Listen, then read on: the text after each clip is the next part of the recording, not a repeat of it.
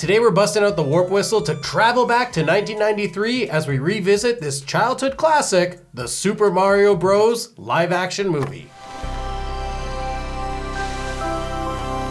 This seems like one of those movies that people didn't like at first, and then eventually, as we get older and understand movies more, we're like, oh no, that was actually pretty good. I loved it as a child, I loved it as a teenager, and I love it even more as an adult. And we're gonna talk all about it. If you haven't seen it, please watch it. We will be talking full spoilers, and we're just gonna kind of just talk generally about the movie. I don't think we'll do necessarily a full breakdown of it, but we'll talk about some of our favorite moments, point out some little Easter eggs that we might have caught, and just talk about the experience. The synopsis is pretty simple. We've got two brothers, the Super Mario Brothers, Luigi and Mario. It's Mario and Luigi Mario. They're feuding with Scapelli. So they're like the mom and pop like contractors, and Scapelli is the guy who runs Brooklyn. I'm the boss here. I'm Anthony Scapelli. I'm the boss elsewhere.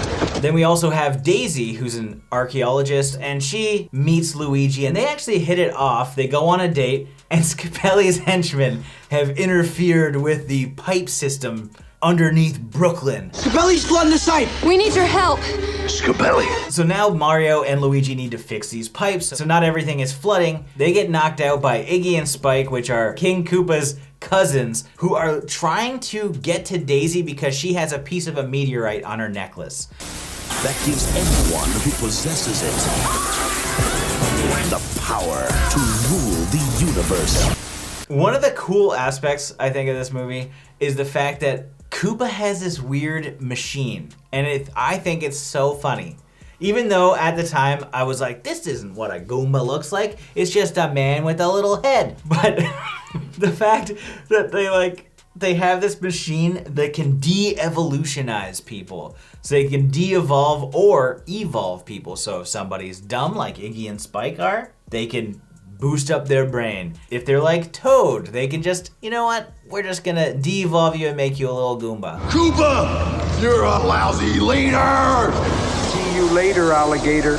I think the one thing this film does, good and bad, is the references to the video game. They never hit it on the head, but they also managed to screw it up. The Goombas, I think, is like one of the biggest things that everyone dislikes.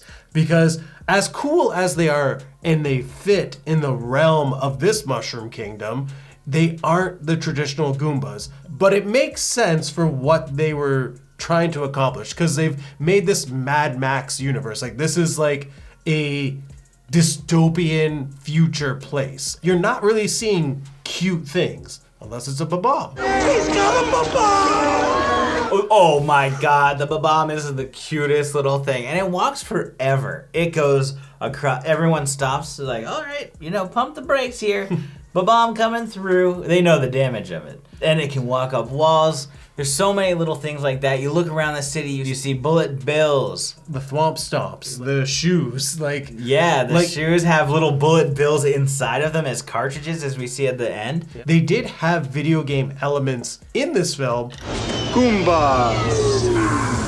But they were creating something new and different. They were basically taking characters from a popular video game and making a whole realm. And it even made sense for it to be Princess Daisy and not Peach, because people would have been like, why is Peach not in here? Everyone loves Peach. Peach is like the main girl. That's what I was thinking. I was so shocked when it was Daisy. I'm like, wait a second. Daisy was at this point, because I had only known her when it's like, oh, Mario Tennis is out and we need a doubles partner for Luigi. Apparently, Daisy was around in the Game Boy days, but not in like the mainstay series. So that's kind of an interesting character to pull from for a movie, but I thought it worked. I'll just say, like, just in general, the casting is fantastic. John Leguizamo as Luigi. Who better than the Pest? Come on. And this was like before the Pest, but he just fit so well. And the back and forth with like Bob Hoskins as Mario is just great. Aliens? Oh, we gotta deal with aliens too? Luigi, we're the aliens.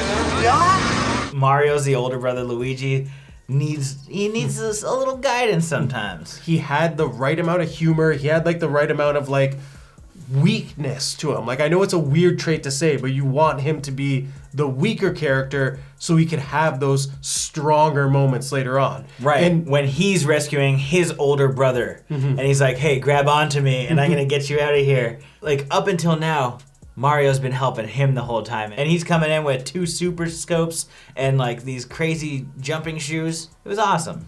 And like Bob Hoskins, great Mario. He had a great mustache, he had a great look, and he just had that like persona. With dinosaurs in Brooklyn?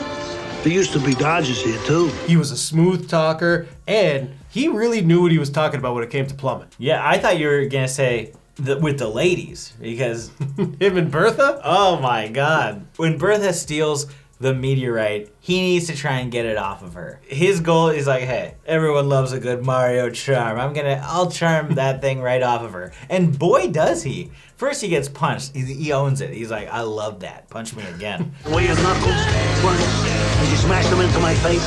And they go dancing, and the way that he's like secretly trying to take it off of her neck was hilarious. And she ended up really taking a liking to him.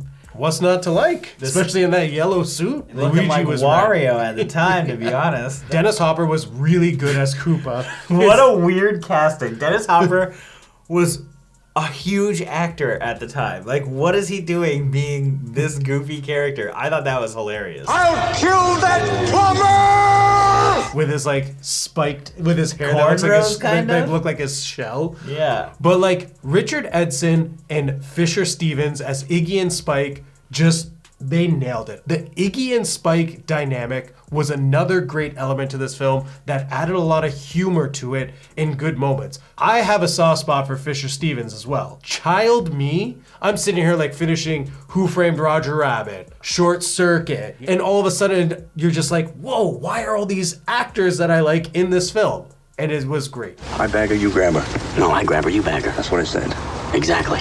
Plus their haircuts, the clothing choice, like everything was over the top. It really did fit for the Mushroom Kingdom that they created. Once you get out of the mentality that this is supposed to be exactly a one-to-one replication of Mario, you enjoy the universe a lot more and things make a lot more sense. You got knocked unconscious for 100 years and you woke up in Manhattan of the future. Maybe the Bronx is today. Everybody had a very distinct look to them. They all had crazy clothes, but everybody looked different enough. It reminded me of like Demolition Man and how that world was in a Mario movie. I just thought it was so fun. And surprisingly, a lot of like the effects hold up. The special effects, as far as like the Goombas, despite how goofy their stupid heads look, I thought they looked kind of funny and hilarious. Toad with his big ass stupid grin in his eyes going all over the place. He looked kind of like a small boglin. And I loved it. Sir, What is it now? the Goombas are dancing again. Even like when we're talking about effects, like the dispersion effect, like when they when they transported between the realms, it looked really good, even for the time. The compositing was very, very clean. And Shockingly. Except for that one time when Mario's like, whoa, flying through the dimensions. The first time Mario flew through dimensions, he looked so stupid. you could tell the creators of Spawn were like, John Leguizamo sitting there in his cloud outfit. They're like, hey, we're gonna use the same set for like Spawn going to hell as you had in Mario Bros. The other time, which was hilarious for like compositing, was the bobsled when they were flying through the air in the mattress. Oh my god. Again, it's not perfect, but it's entertaining. Are you alright? Are they alright? I had a lot of fun. There's always something interesting going on. Whether it's something that you're listening to and they're making jokes, if there's something that's more serious, there's still visual elements that you're like kind of zoning off into the background, picking things out. You're constantly engaged with everything that you're seeing and listening to. And there's way more choreographed dance scenes than you would ever expect in a Super Mario Bros. Movie. You got Everybody gets on the floor and they do the dinosaur. Or if you're a Goomba in an elevator, you're just dancing away. Oh my god, that Like- was such a fun moment. A lot of the actors have gone on record to say that this is probably the worst experience they've ever had on set when making a movie. It's disappointing to hear that because you don't want that, but it looked like such a fun time. Even like the part where like Koopa's mudding and you just see like Iggy and Spike walking in. They just walk right in. I know. It's not easy walking through mud like that. No, and how many outfits did they have? Like, was that first take? Was he told to do that? I don't even know, but I thought it was so good. Do you know what I love about mud?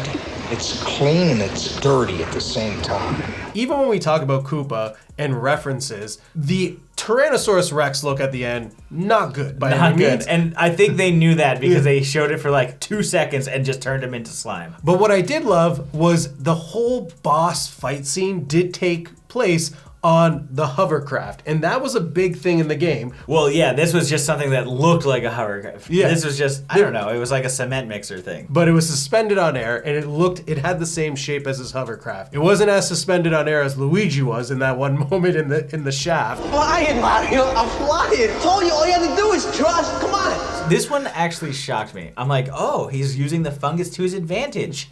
I'm like, that's great. And then you realize it's a hook holding up his pants. I'd high five you, but then you'd be an only child.